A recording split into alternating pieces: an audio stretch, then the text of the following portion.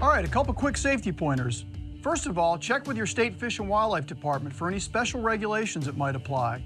You may be required to register your canoe or kayak, particularly if it's powered with a motor. In some cases, you may need to have a boater safety card. Even if you don't, we do recommend that you find a local boater safety education class and take it. You'll gain life-saving advice and confidence on the water. Even though you may be a paddling purist, always remember that you're a boater sharing the water with other boaters. Now, some general safety required gear.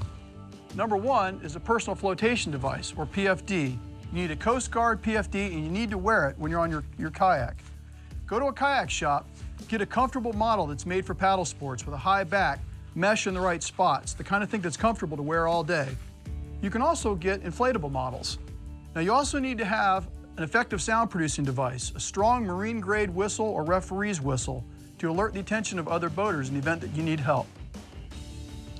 If you're operating between sunset and sunrise, you'll also need to have at hand a strong white flashlight or approved 360 all-round light to alert other boaters to your presence. Now, some optional equipment that you may want to carry. If you're paddling far from home or in a remote location, a personal locator device is very handy to have. A handheld marine VHF radio is also a great tool. On channel 16, you can reach other boaters or the Coast Guard for help. It's a good idea to carry a manual baler.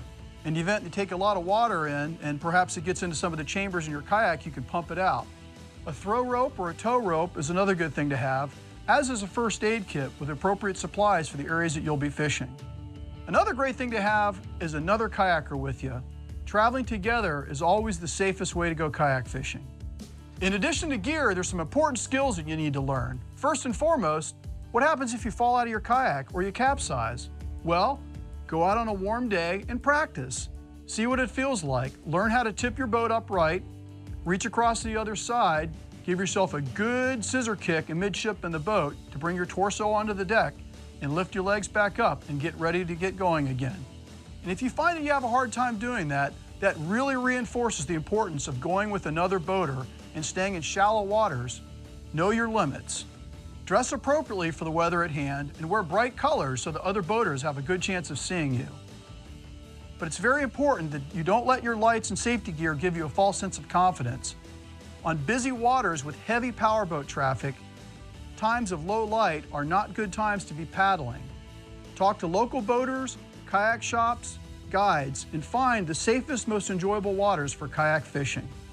Know your limits and have fun.